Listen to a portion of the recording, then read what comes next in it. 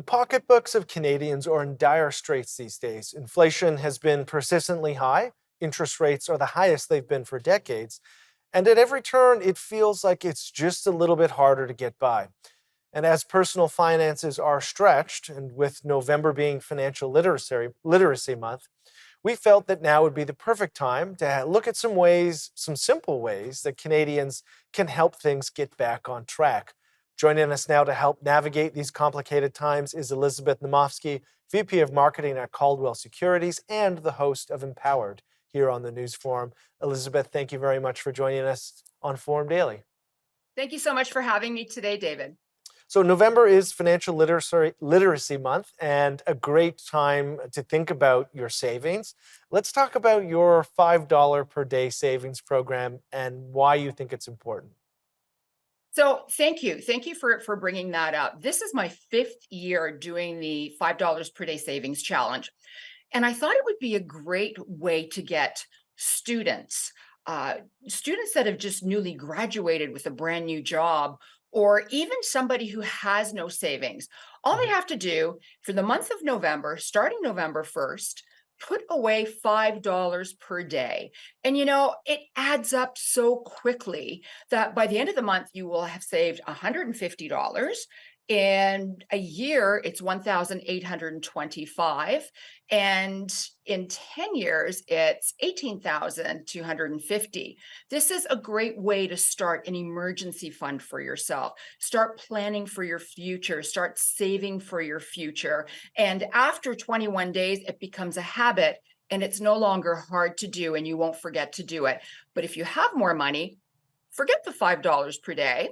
Put aside $10, $20, $50 a day, whatever it is that you can afford.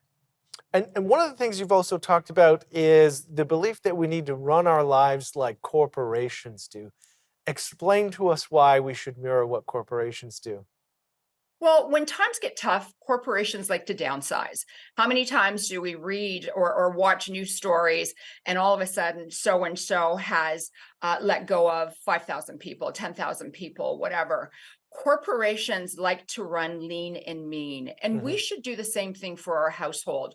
We should actually start focusing on living in needs versus a wants life. What do we need? What do we need to get us to that next level? Corporations have huge budgets. We need to have huge budgets as well. But when they downsize, those budgets, once again, are lean and mean. So what do you need to get you through that next day to put food on your table, pay all of your bills on a regular basis and on time, because that's really important, and be able to put some money aside for your savings and your emergency fund?